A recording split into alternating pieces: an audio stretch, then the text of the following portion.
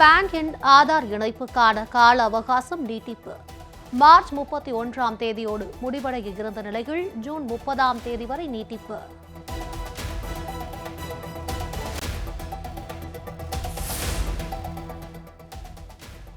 பாதுகாக்கப்பட்ட தாது மணலை மத்திய அரசு கண்காணிப்பது போல் ஏன் ஆற்று மணலை பாதுகாக்க நடவடிக்கை எடுக்கக்கூடாது? மத்திய அரசுக்கு உயர்நீதிமன்ற மதுரை கிளை சரமாரி கேள்வி.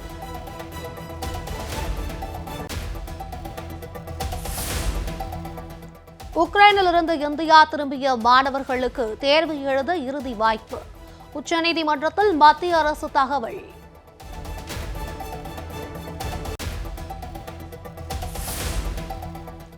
ஜல்லிக்கட்டு மாட்டு வண்டி பந்தயத்தை மத்திய அரசு எந்த துறையின் கீழும் அங்கீகரிக்கவில்லை.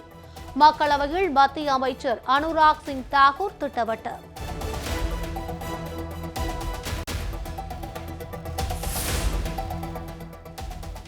ராகுல் காந்தி எம்பி பதவி பறிப்பை கண்டித்து எதிர்க்கட்சிகள் தொடர் முழக்கம். நாடாளுமன்ற இரு அவைகளும் நாள் முழுவதும் ஒத்திவைப்பு.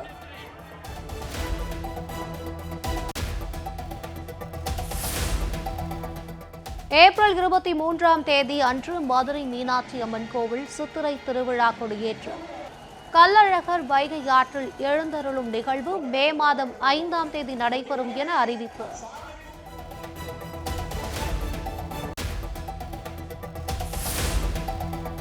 தேர்தல் வாக்குறுதிகளை நிறைவேற்றாமல் ஏமாற்றும் திமுக அரசை கண்டித்து தமிழகம் முழுவதும் அரசு ஊழியர்கள் போராட்டம். வேலையை புறக்கணித்தும் பேரணியாக சென்றும் போராட்டத்தில் ஈடுபட்டு வருவதால் வெறிச்சோடி அலுவலகங்கள்.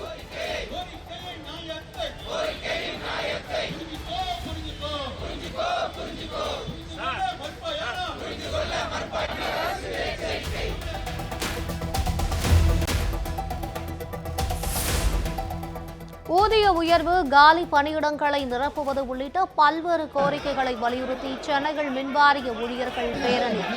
தமிழகம் முழுவதும் இருந்து ஆயிரக்கணக்கான மின்வாரிய ஊழியர்கள் பங்கேற்பு.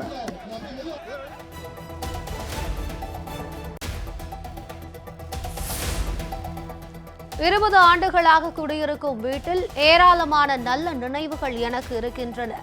வீட்டை காலி செய்யும் நிலையில் ராகுல் காந்தி உருக்கம்.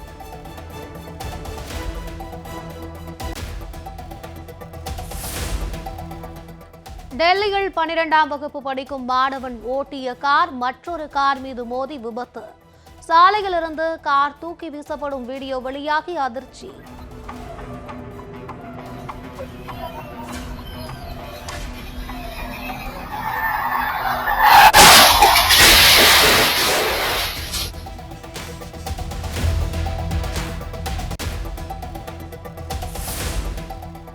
மத்திய பிரதேசத்தில் தன்னை காதலன் ஏமாற்றிவிட்டதாக கூறி நடு ரோட்டில் இளம்பெண் ரகளை.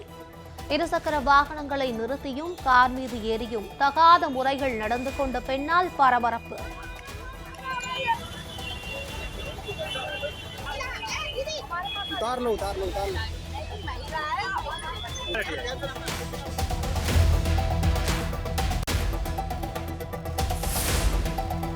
சென்னையில் பழுதான கருவிகளை வைத்துக் கொண்டு போலீசார் ஆல்கஹால் சோதனை நடத்துவதாக புகார். மது அருந்து இருப்பதாக கூறி 10,000 ரூபாய் அபராதம் விதித்த போலீசாரின் முகத்திரையை கிழித்த இளைஞர். நீங்க தப்பான விஷயம் வச்சு நீ ஊரு சொல்லிட்டு நான் வந்து நீங்க ப்ரூவ் பண்ணுங்க. கூட்டி போங்க. ஹாஸ்பிடல் கூட்டி போங்க. கேஸ் வழக்கு பதிவு போடுறோம். ஹாஸ்பிடல் கூட்டி போங்க. ஹாஸ்பிடல் கூட்டி போங்க. வழக்கு பதிவு போனா என்ன பண்ணுவாங்க? நீங்க போய் வழக்கு போட்டீங்கன்னா நான் வந்து யார போய் வழக்கு நான் போய் வழக்கு நான் இப்போ போய் வழக்கு யாருங்க ப்ரூவ் பண்ணுவாங்க? நான் ப்ரூவ் பண்றேன் சார். நீங்க தான் பண்றேன். ஹாஸ்பிடல் பண்றேன். ஹாஸ்பிடல் பண்றேன். நீங்க தான் பண்ணணும். கேஸ் போலாம். ஹாஸ்பிடல் போலாம். நான் கேஸ் போலாம் சொன்னவாங்க. அப்படிலாம் வாங்க. எங்க அரசு கொடுத்ததெல்லாம் பண்ண முடியாது சார். நீங்க டப்பா நீங்க கேஸ் நீங்க ப்ரூவ் பண்ணுங்க. நான் ஹாஸ்பிடல் நான் வரேன் சார். நீங்க பெட்ட சீரியஸ் சார் நான் வந்து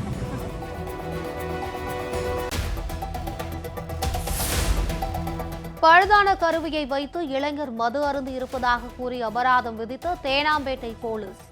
வேறொரு கருவியை வைத்து சோதனை செய்தபோது மது அருந்தவில்லை என ரிசல்ட் வந்ததால் அதிர்ச்சி. டெஸ்ட் பண்றாங்க. எனக்கு 0% ரெடி டு கோ அந்த சிம்பிள் காமிக்குது. அந்த மிஷின்ல 0% காமிச்சிருக்கு. அதுக்கப்புறம் வந்து அவ்வளோ வந்து சத்தம் போட்டு என்னை வந்து ஹராஸ் பண்ண ட்ரை பண்ண போலீஸ்காரங்க என்னை வந்து கிளம்புங்கன்ட்டாங்க. இப்படி ஒரு ஃப்ராடோ இல்லை இது எப்படி சொல்றதுன்னு எனக்கு தெரியல.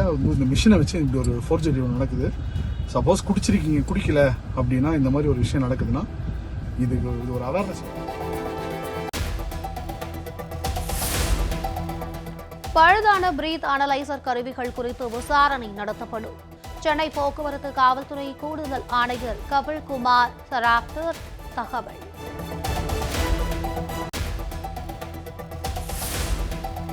நெல்லையில் விசாரணை கைதிகளின் பற்களை பிடுங்கி கூடுதல் காவல் கண்காணிப்பாளர் சித்திரவதை செய்த விவகாரம்.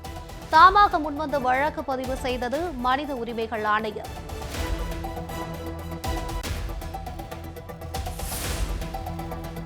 ஜம்மு காஷ்மீரில் உள்ள புகழ்பெற்ற துளி பூங்காவில் பூத்து குலுங்கும் வண்ண மலர்கள். திறக்கப்பட்ட ஒரே வாரத்தில் 1 லட்சத்திற்கும் அதிகமான சுற்றுலா பயணிகள்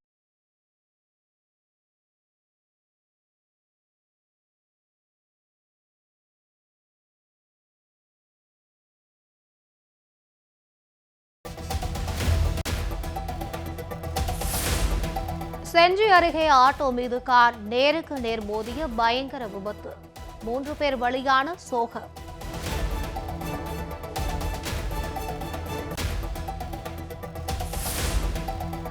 ஓடும் ரயிலில் ஏற முயன்று சில தூரம் இழுத்து செல்லப்பட்ட நபர்.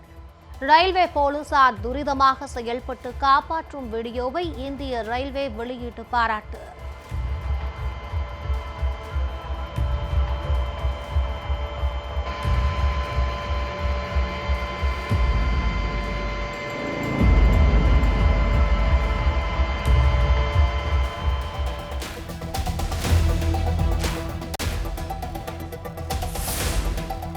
திருப்பூர் பல்லடம் அருகே ஆசை வார்த்தை கூறி பலரிடம் 50 கோடி ரூபாய் மோசடி. நூல் மில்லில் பார்ட்னராக சேர்த்துக் கொள்வதாக கூறி மோசடி செய்த நபரின் வீட்டை முற்றுகையிட்டு பாதிக்கப்பட்டவர்கள் போராட்டம்.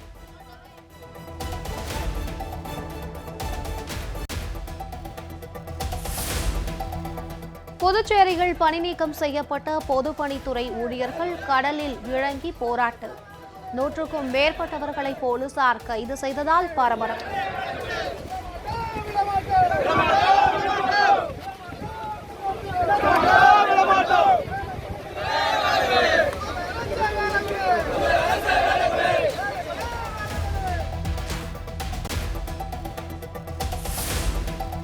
ஜப்பானின் மிசாவா நகருக்கு கிழக்கு வடகிழக்கில் சக்தி வாய்ந்த நிலநடுக்கம். ரிக்டர் அளவுகோலில் 6.1 பதிவானதால் மக்கள் அச்சம்.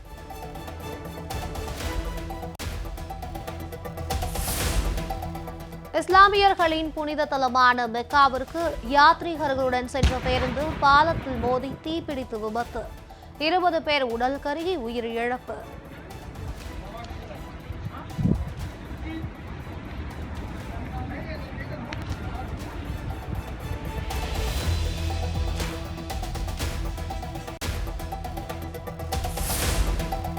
ஸ்பெயின் நாட்டின் கிழக்கு பகுதியில் பற்றி கொழுந்துவிட்டு எரியும் காட்டுத்தீ.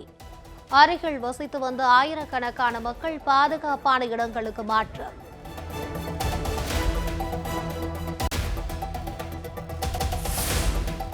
சென்னை சூப்பர் கிங்ஸ் அணியின் ஆல்ரவுண்டர் பென் ஸ்டோக்ஸ்க்கு முழங்காலில் காயம். தற்போது பந்து வீச முடியாதது என்பதால் தேவைப்படும் போது அவரை பயன்படுத்திக் கொள்வோம் என பேட்டிங் பயிற்சியாளர் மைக் ஹசி தகவல். 2 நிமிடங்களில் ஒத்திவைக்கப்பட்ட மக்களவை. ராகுல் காந்தி எழுதிய உருக்கமான கடிதம், நிரம்பி வழியும் ட்வீலட் மலர் பூங்கா உள்ளிட்ட செய்திகளை டாப் 20 செய்தியில் பார்க்கலாம். மக்களவையில் சபாநாயகர் முகத்தில் எதிர்க்கட்சிகள் காகிதங்களை கிழித்து எறிந்ததால் மக்களவை தொடங்கிய 2 நொடிகளில் ஒத்திவைக்கப்பட்டது. நாடாளுமன்ற பட்ஜெட் கூட்டத்தொடரின் 2வது அமர்வின் 11வது நாளான இன்று காலை 11 மணிக்கு மக்களவை தொடங்கியதும் காங்கிரஸ் உள்ளிட்ட எதிர்க்கட்சி உறுப்பினர்கள் அதானி விவகாரத்தை விவாதிக்க கோரியும் ராகுல் காந்தி தகுதி நீக்கம் செய்யப்பட்டதற்கு எதிராகவும் கோஷமிட்டு சபாநாயகர் இருக்கையை முற்றுகையிட்டு அமளியில் ஈடுபட்டனர். மேலும் தற்காலிக சபாநாயகர் முகத்தில் காகிதங்களை கிழித்து எறிந்ததால் அவை தொடங்கிய 2 நொடிகளில் ஒத்திவைக்கப்பட்டது.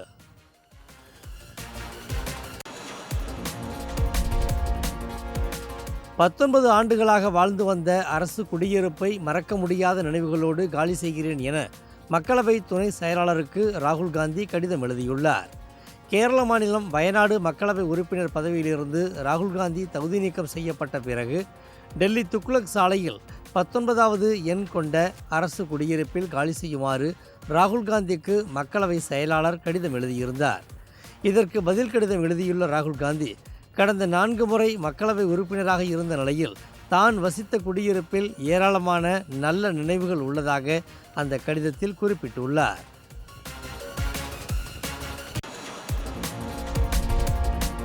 வடகிழக்கு மாநில தேர்தல் வெற்றிக்கு அடித்தளமாக இருந்ததாக பிரதமர் நரேந்திர மோடிக்கு மாலை அணிவித்து பாஜக தேசிய தலைவர் நட்டா வாழ்த்து தெரிவித்தார்.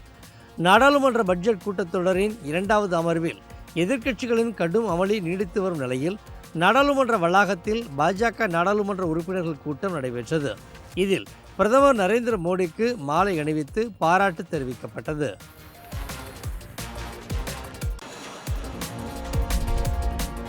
பணியாளர்களின் வருங்கால வைப்பு நிதியின் வட்டி விகிதம் 8.15% உயர்த்தப்பட்டுள்ளது. பணியாளர்களின் வருங்கால வைப்பு நிதி அமைப்பின் உச்ச முடிவெடுக்கும் அமைப்பான மத்திய அறங்காவலர் குழு சார்பில் இன்று நடந்த கூட்டத்தில் 2022-23 ஆண்டிற்கான பணியாளர்களின் வைப்பு நிதிக்கு 8.15% வட்டி விகிதத்தை வழங்க முடிவு செய்யப்பட்டுள்ளது. மத்திய அறங்காவலர் குழுவின் முடிவிற்கு பிறகு 2022-23ற்கான பணியாளர்களின் வைப்பு நிதி டெபாசிட்களுக்கான வட்டி விகிதம் ஒப்புதலுக்காக நிதி அமைச்சகத்திற்கு அனுப்பப்படும்.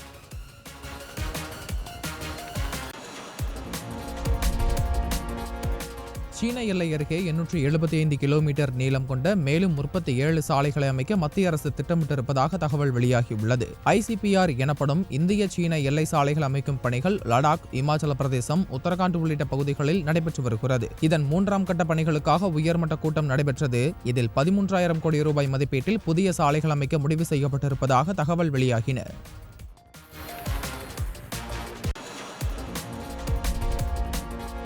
இந்திய பாகிஸ்தான் எல்லையான அமிர்தசரஸ் செக்டரான ரஜதல் பகுதியில் இருந்து பறந்து வந்த கருப்பு நிற ஆளில்லா விமானத்தை இந்திய எல்லை பாதுகாப்பு படை வீரர்கள் சுட்டு வீழ்த்தினர். BS பகுதியில் இருந்து மீட்கப்பட்ட ட்ரோனை மீட்டு சோதனை செய்த எல்லை பாதுகாப்பு படை வீரர்கள் ட்ரோனோடு இருந்த வெள்ளை நிறப்பையில் மஞ்சள் நிறத்தில் மூடப்பட்ட 2 கிலோ ஹெராயின் போதைப்பொருள் மற்றும் ஒரு சிறிய டார்ச்சை பறிமுதல் செய்தனர்.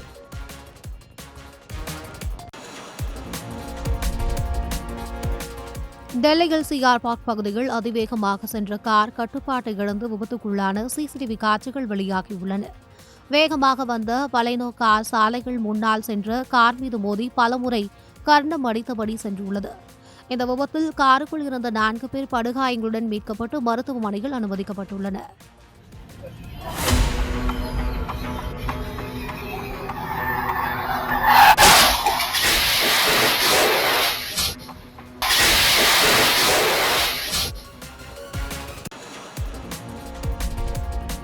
மகாராஷ்டிராவின் அன்வா கிராமத்தில் உள்ள ஒரு மசூதியில் தொழுகையை நடத்திய ஒருவரை ஜெய் ஸ்ரீராம் என முழக்கமிடக் கூறி தாக்குதலில் ஈடுபட்ட சம்பவம் குறித்து போலீசார் விசாரித்து வருகின்றனர். அங்குள்ள மசூதியில் நுழைந்த மர்ம நபர்கள் அங்கு குர்ஆன் படித்துக்கொண்டு தொழுகை நடத்தி கொண்டிருந்த இமாம் என்ற நபரை கடுமையாக தாக்கினர். இதில் நிலைகுலைந்த இமாமிடம் ஜெய் ஸ்ரீராம் என கூற கோரி தாக்கிவிட்டு மர்ம நபர்கள் தப்பிச் சென்றனர். படுகாயமடைந்து மருத்துவமனையில் அனுமதிக்கப்பட்ட இமாமிடம் போலீசார் விசாரித்து வருகின்றனர்.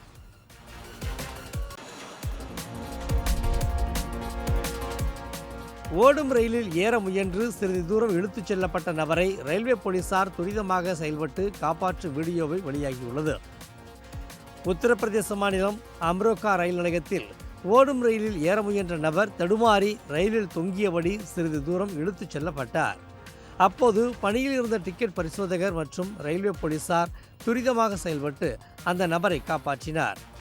இந்த வீடியோவை வெளியிட்டுள்ள இந்திய ரயில்வே அதிகாரிகள் துரிதமாக செயல்பட்ட ரயில்வே போலீசாரை பாராட்டினர்.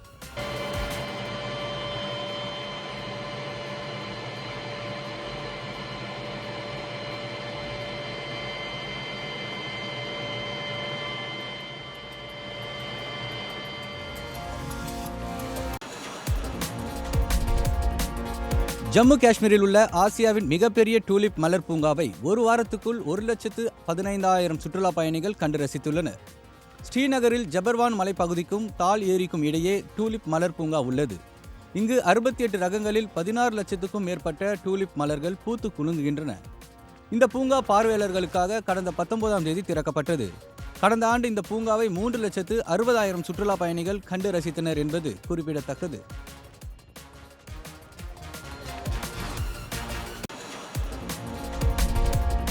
திருப்பதி ஏழுமலையான் கோவிலுக்கு 18 கோடி ரூபாய் மதிப்பில் 10 எலக்ட்ரிக் சொகுசு பேருந்துகளை மேகா இன்ஜினியரிங் நிறுவனம் காணிக்கையாக வழங்கியுள்ளது.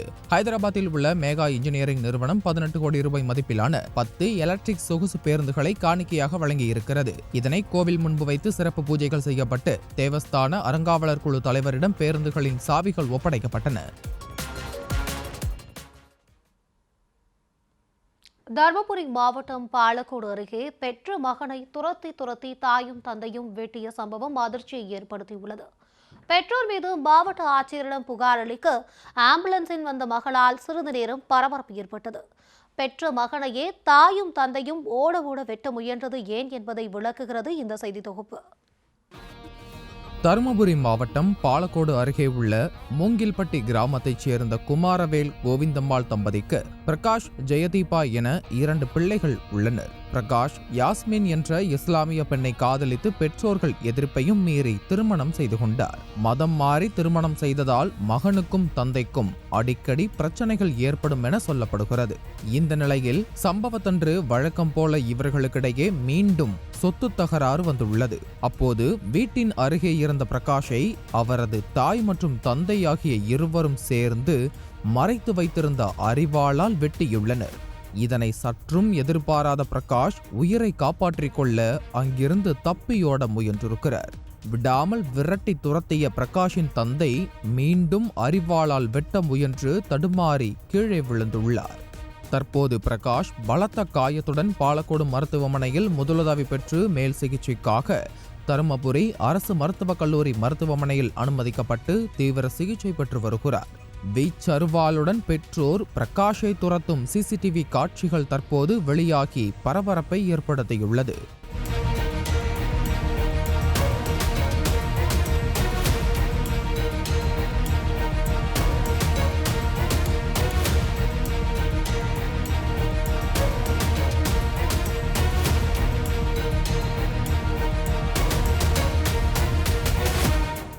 இது தொடர்பாக பாலக்கோடு காவல்துறையினர் வழக்கு பதிவு செய்து விசாரணை மேற்கொண்டு வருகின்றனர்.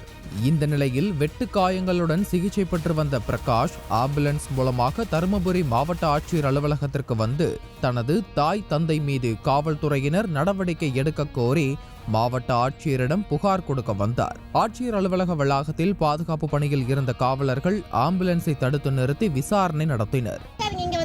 உங்களுக்கு என்ன தேவை செஞ்சு கொடுப்பாங்க. என்ன பண்ண சொல்றேன்? நான் கலெக்டரை பார்க்கணும். நான் கண்டிப்பா பிடிக்கிறேன். நான் கலெக்டரை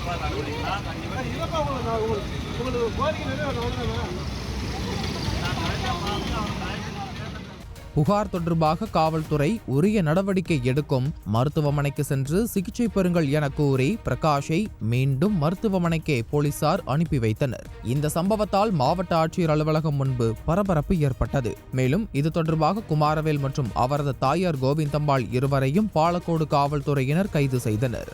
சொத்து தகராறில் பெற்ற மகனையே தாய் தந்தை இருவரும் சேர்ந்து கொலை செய்ய துடித்த சம்பவத்தால் அப்பகுதியில் பெரும் பரபரப்பு ஏற்பட்டது.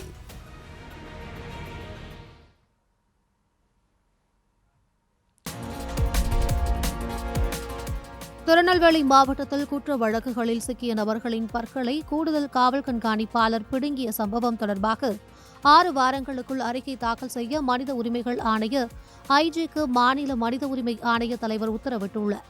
அம்பாசமுத்திரத்தில் கூடுதல் காவல் கண்காணிப்பாளராக இருந்த பல்பீர் சிங் சிறிய குற்றங்களில் ஈடுபட்டவர்களை கூட காவல் நிலையத்திற்கு அழைத்து வந்து அவர்களின் பற்களை உடைத்தும் வாயில் ஜல்லி கற்களை வைத்து அழுத்தியும் துன்புறுத்தியதாக புகார் எழுந்தது. இந்த விவகாரம் தொடர்பாக ஏஎஸ்பி பல்பீர் சிங்கை காத்திருப்போர் பட்டியலுக்கு மாற்றி தமிழ்நாடு டிஜிபி சைலேந்திரபாபு உத்தரவிட்டுள்ளார்.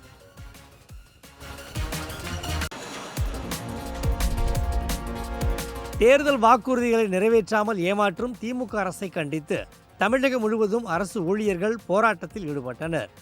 புதிய ஓய்வூதிய திட்டத்தை ரத்து செய்துவிட்டு மீண்டும் பழைய ஓய்வூதிய திட்டத்தை அமல்படுத்த வேண்டும் உள்ளிட்ட பல்வேறு கோரிக்கைகளை முன்வைத்து தமிழகம் முழுவதும் அரசு ஊழியர்கள் வேலையை புறக்கணித்து போராட்டத்தில் ஈடுபட்டனர். வேலையை புறக்கணித்தும் பேரணியாக சென்றும் போராட்டத்தில் ஈடுபட்டதால் அரசு அலுவலகங்கள் வெறிச்சோடி காணப்பட்டன.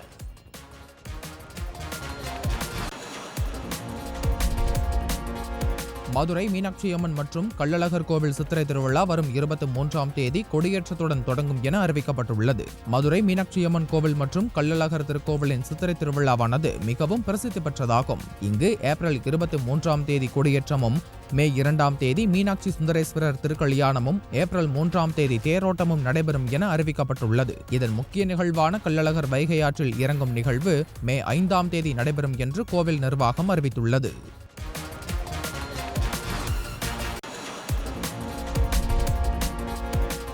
மதுரையில் பிறந்து 2 நாளான குழந்தையை கடத்தி விற்க முயன்ற 5 பேர் மீது போலீசார் வழக்கு பதிவு செய்துள்ளனர்.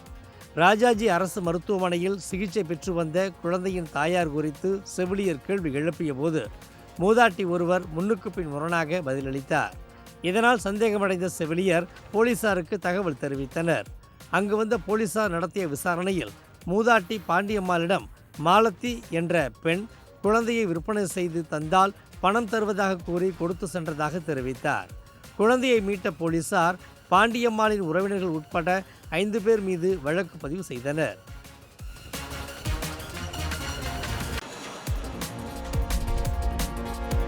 மயிலாடுதுறை மாவட்டம் கொள்ளிடத்தில் போக்குவரத்து காவலர் ஒருவர் சம்பளத்திற்கு ஆள் வைத்து லஞ்சம் பெறும் வீடியோ வைரலாகி வருகிறது. கொள்ளிடம் சோதனை சாவடியில் ரோந்து பணியில் ஈடுபடும் போக்குவரத்து காவலர்கள் வாகனங்களை நிறுத்தி லஞ்சம் பெறுவதாக கூறப்படுகிறது. இதில் போக்குவரத்து காவலர் ஒருவர் வாகனங்களை சோதனை செய்து லஞ்சம் பெறுவதற்காக சம்பளத்திற்கு ஆள் வைத்திருக்கிறார். இந்த வீடியோ காட்சிகள் தற்போது இணையத்தில் வைரலாகி வருகிறது.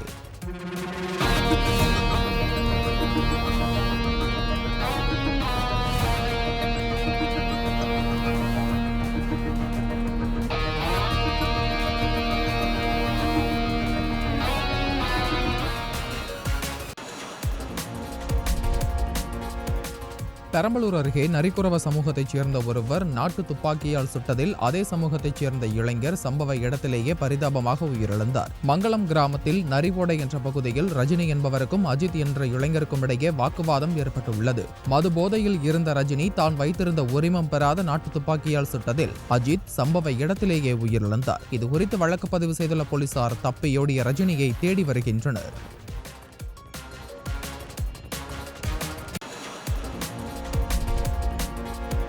கரூர் மாவட்டம் ஆட்டையாம்பரப்பு அருகே கிணற்றில் தூர்வாரும் பணியின் போது கயிறு அறுந்து விழுந்த இருவரை தீயணைப்புத் துறையினர் போராடி மீட்டனர். குள்ளம்பட்டியில் தேநீர் இல்லாத வறண்ட விவசாய கிணற்றில் தூர்வாரும் பணியில் 4 தொழிலாளர்கள் ஈடுபட்டனர்.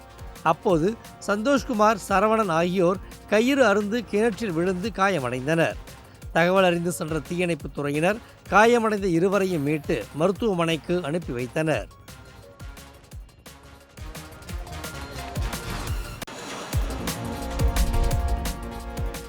கடலூர் மாவட்டம் சிதம்பரம் அருகே விஷப்பாம்பு கடித்து 3 வயது சிறுவன் உயிரிழந்த சம்பவம் அப்பகுதி மக்களிடையே சோகத்தை ஏற்படுத்தி உள்ளது. துணிசிரமேடு இந்திராநகர் பகுதியைச் சேர்ந்த திருஞானம் என்பவருடைய 3 வயது மகன் மித்திரன் உறவினர் வீட்டில் விளையாடி கொண்டிருந்த போது திடீரென கதறி அழுதுள்ளார். சிறுவனின் காலை பார்த்தபோது பாம்பு கடித்தது தெரிய வந்தது. உடனடியாக சிறுவன் மருத்துவமனைக்கு அழைத்துச் செல்லப்பட்ட நிலையில் அங்கு சிகிச்சை பலனின்றி உயிரிழந்தார்.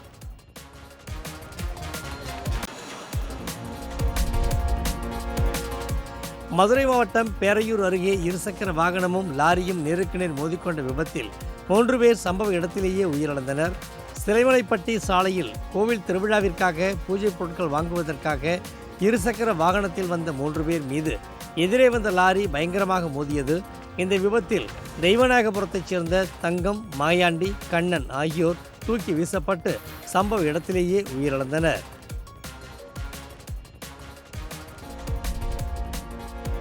மாவீரன் படத்தை தொடர்ந்து கமலஹாசன் தயாரிப்பில் நடித்து வருவதாக நடிகர் சிவகார்த்திகேயன் தெரிவித்திருக்கிறார். சென்னை ராயபுரத்தில் 1947 படத்தின் இசை வெளியீட்டு விழா நடைபெற்றது.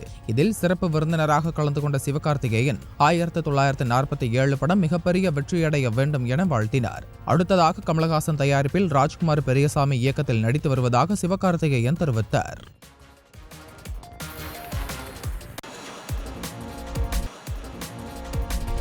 நடிகை வரலட்சுமி சரத்குமார் நடிக்கும் புதிய படத்தின் தலைப்பு வெளியாகியுள்ளது. வரலட்சுமி சரத்குமார் மற்றும் ஆரவ் முதன்மை கதாபாத்திரங்களில் நடித்திருக்கும் படத்தை தயால் பத்மநாபன் இயக்கி தயாரித்துள்ளார். இந்த படத்தின் படப்பிடிப்பு முடிவடைந்து அடுத்த கட்ட பணிகளில் படக்குழு தீவிரம் காட்டி வரும் நிலையில் இந்த படத்தின் தலைப்பு குறித்த அறிவிப்பை படக்குழு வெளியிட்டுள்ளது. அதன்படி இந்த படத்திற்கு மாருதி நகர் போலீஸ் ஸ்டேஷன் என்ற தலைப்பு வைக்கப்பட்டுள்ளது.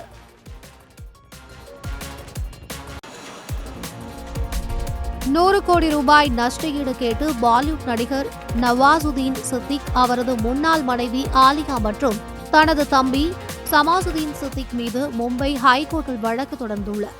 தன்னை இழிவுபடுத்தும் வகையில் கருத்து கூற ஆலியா மற்றும் சமாசுதீன் சித்திக்கிற்கு நிரந்தரமாக தடை விதிக்க வேண்டும் எனவும் எழுத்துப்பூர்வமாக அவர்கள் மன்னிப்பு கேட்க வேண்டும் எனவும் நவாசுதீன் சித்திக் மனுவில் கூறியுள்ளார். இந்த மனு மீதான விசாரணை வரும் 30ஆம் தேதி நீதிபதி ரியாஸ் சாக்லா அடங்கிய அமர்வு முன் விசாரணைக்கு வரவுள்ளது.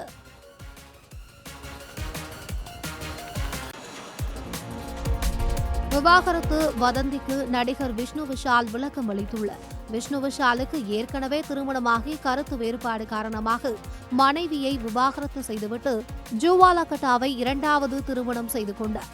அவர் தனது 2வது மனைவியையும் விவாகரத்து செய்ய உள்ளதாக வதந்தி பரவியது. விளக்கம் அளித்துள்ள விஷ்ணு விஷால், சில நாட்களுக்கு முன் தான் வெளியிட்ட பதிவு தவறாக புரிந்து கொள்ளப்பட்டுள்ளதாகவும் விவாகரத்து எண்ணம் எதுவும் இல்லை என குறிப்பிட்டுள்ளார். திரைத்துறையில் 20 ஆண்டுகளை நிறைவு செய்த நடிகர் அல்லு அர்ஜுன் நெகிழ்ச்சி பதிவை வெளியிட்டுள்ளார். தெலுங்கு திரையுலகின் முன்னணி நடிகராக வலம் வருபவர் அல்லு அர்ஜுன். அல்லு அர்ஜுன் திரைத்துறைக்கு அறிமுகமாகி 20 ஆண்டுகள் கடந்துள்ளதை அவர் சமூக வலைதளத்தின் வாயிலாக நெகிழ்ச்சியுடன் பகிர்ந்துள்ளார். திரையுலகில் 20 ஆண்டுகளை நிறைவு செய்துள்ளதாகவும், உண்மையில் ரசிகர்கள் காட்டிய அன்பில்தான் மிகவும் ஆசிர்வதிக்கப்பட்டிருக்கிறேன் எனவும் குறிப்பிட்டுள்ளார்.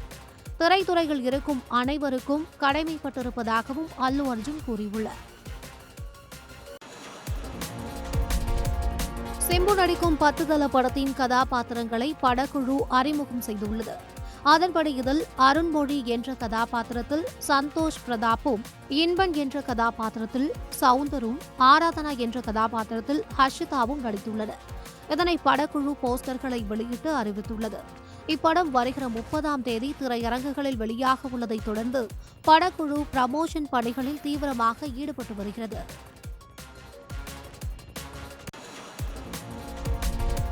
நடிகர் கார்த்தி நடிகர் நானி குறித்து சமூக வலைதளத்தில் பதிவிட்டிருப்பது பலரின் கவனத்தை ஈர்த்துள்ளது. அதில் நானி எல்லா இடங்களிலும் நீங்கள்தான் இருக்கிறீர்கள் என்றும், இது மிக அற்புதமாகவும் சந்தோஷமாகவும் இருக்கிறது எனவும் பதிவிட்டுள்ளார். தசரா படத்திற்கு நிறைய சக்தி இருக்கிறது என்றும் கார்த்தி குறிப்பிட்டுள்ளார். நானி தொடர்பாக கார்த்தி வெளியிட்டுள்ள இந்த பதிவு தற்போது வைரலாகி வருகிறது. சவுதி அரேபியாவில் ஏற்பட்ட பேருந்து விபத்தில் மெக்கா புனித பயணம் மேற்கொண்ட 20 பேர் பரிதாபமாக உயிரிழந்தனர். ஏமனில் உள்ள ஆசிர் மாகாணத்தில் பல்வேறு நாட்டைச் சேர்ந்த இஸ்லாமிய பயணிகள் பேருந்து ஒன்றில் மெக்கா நோக்கி சென்றனர். அப்போது பேருந்து கட்டுப்பாட்டை இழந்து கவிழ்ந்து விபத்திற்குள்ளானது. பின்னர் பேருந்து தீப்பற்றி எரிந்ததில் 20 பேர் சம்பவ இடத்திலேயே உடல் கருகி உயிரிழந்தனர்.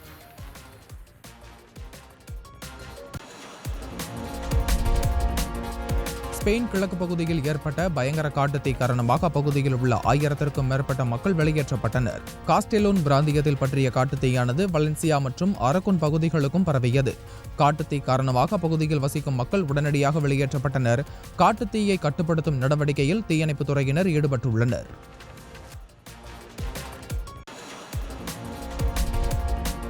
அமெரிக்காவில் பள்ளிக்குள் புகுந்து இளம் பெண் நடத்திய துப்பாக்கிச் சூட்டில் 3 குழந்தைகள் உட்பட 6 பேர் உயிரிழந்தனர். டென்னசி மாகாணத்தில் உள்ள நாஷ்வில்லில் இயங்கி வரும் பள்ளிக்குள் நுழைந்த இளம் பெண் ஒருவர் அங்கிருந்தவர்களை நோக்கி சரமாரியாக துப்பாக்கிச் சூடு நடத்தினார். இதில் 3 குழந்தைகள், காவலாளிகள் 3 பேர் உயிரிழந்தனர். தகவல் அறிந்து சென்ற போலீசார் துப்பாக்கிச் சூடு நடத்திய பெண்ணை சுட்டே கொன்றனர்.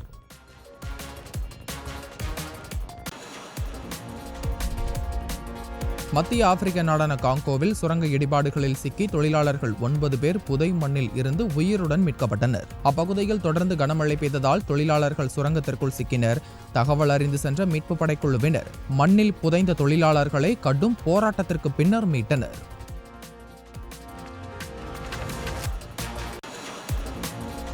காங்கோ குடியரசு நாட்டில் தங்க சுரங்கத்தில் பணியாற்றியவர்கள் நிலச்சரிவில் சிக்கிய நிலையில் எந்தவித உபகரணங்களும் இன்றி அப்பகுதி மக்களே மீட்புப் பணியில் ஈடுபட்ட காட்சிகள் வைரலாகி வருகின்றன. காங்கோ நாட்டின் தென்பகுதியில் உள்ள அங்கீகாரமற்ற தங்க சுரங்கம் ஒன்றில் மண் சரிவு ஏற்பட்டு 9 தொழிலாளர்கள் உள்ளே சிக்கினர். இந்த நிலையில் தனி மனிதனாக களத்தில் இறங்கிய அப்பகுதியைச் சேர்ந்த மற்றொரு நபர் எந்தவித உபகரணமும் இன்றி மண்ணை பறித்து வழி ஏற்படுத்தி கொடுத்து 9 பணியாளர்களை காப்பாற்றினார். அந்த நபர் அப்பகுதியின் ஹீரோவாக மாறியுள்ளார்.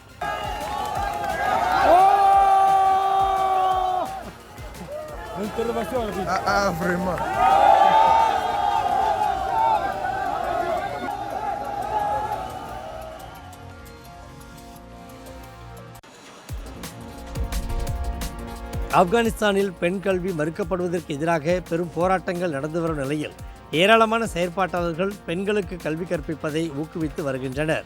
இதற்கிடையே நாடு முழுவதும் பயணம் செய்து ஆண் பெண் பேதமின்றி அனைத்து குழந்தைகளுக்கும் கல்வி கற்பித்து வந்த 30 வயது செயற்பாட்டாளர் ஒருவரை தாலிபான் அரசு கைது செய்துள்ளது.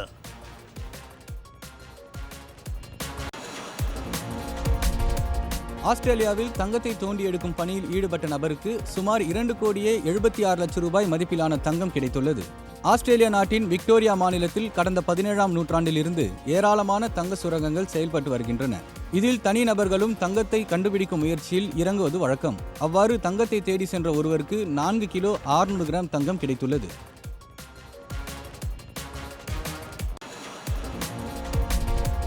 மெக்சிகோவில் அகதி முகாம் ஒன்றில் பற்றிய பயங்கர தீயில் சிக்கி 37 பேர் உயிரிழந்ததாக தகவல் வெளியாகியுள்ளது. அமெரிக்காவில் குடியேறும் நோக்குடன் மத்திய அமெரிக்க நாடுகளில் இருந்து மெக்சிகோ வழியாக ஏராளமான பொதுமக்கள் அகதிகளாக பயணம் மேற்கொள்கின்றனர். இதுபோல் பயணம் மேற்கொள்பவர்கள் மெக்சிகோ நாட்டு முகாம்களில் விசாரணைக்கு உட்படுத்தப்பட்ட பின்னரே அமெரிக்காவுக்கு செல்ல அனுமதிக்கப்படுகிறது. அகதிகளை பராமரிக்க ஏற்படுத்தப்பட்டிருந்த முகாம் ஒன்றில் திடீரென பயங்கர தீ விபத்து ஏற்பட்டது. இதில் சிக்கி 37 பேர் உயிரிழந்ததாகவும் 50க்கும் மேற்பட்டோர் காயம் அடைந்துள்ளதாகவும் தகவல்கள் வெளியாகியுள்ளன.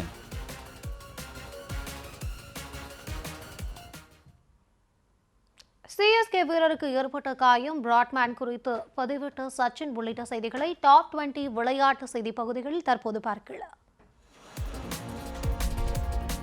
சென்னை சூப்பர் கிங்ஸ் அணியின் ஆல்ரவுண்டர் பென் ஸ்டோக்ஸ்க்கு முழங்காலில் காயம் ஏற்பட்டுள்ளது. இதனால் அவர் பந்து வீச முடியாத நிலை ஏற்பட்டுள்ளது. ஆனால் அவர் சென்னை சூப்பர் கிங்ஸ் அணியில் இருப்பார் என்றும் தேவைப்படும்போது அவரை பயன்படுத்திக் கொள்வோம் எனவும் சென்னை சூப்பர் கிங்ஸ் அணியின் பேட்டிங் பயிற்சியாளர் மைக் அசி தகவல் தெரிவித்துள்ளார்.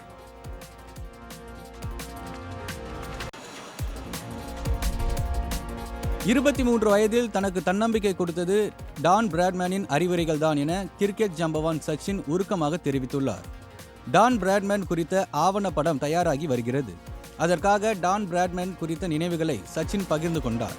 அதில் ஆரம்ப காலத்தில் தன்னுடைய ஆட்டத்தை பார்த்து டான் பிராட்மேன் தெரிவித்த வாழ்த்துக்கள் தன்னை ஊக்கப்படுத்தியதாக கூறினார். கிரிக்கெட்டில் ஜாம்பவான் ஒருவர் இப்படி அழைத்து பேசி அறிவுரைகள் கூறியது அடுத்த பல வருடங்களுக்கு கடினமான உழைக்க வேண்டும் என்ற எண்ணத்தை தந்ததாக அவர் தெரிவித்துள்ளார்.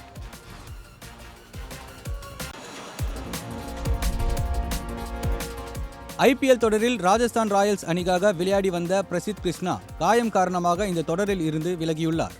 ராஜஸ்தான் அணிக்காக விளையாடி வந்த வேகப்பந்து வீச்சாளர் பிரசித் கிருஷ்ணாவுக்கு முதுகில் ஏற்பட்ட காயத்திற்காக அறுவை சிகிச்சை மேற்கொள்ள உள்ளார்.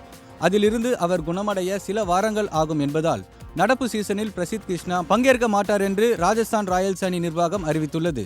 இதில் மாற்று வீரராக சந்தீப் சர்மா ஒப்பந்தம் செய்யப்பட்டுள்ளார்.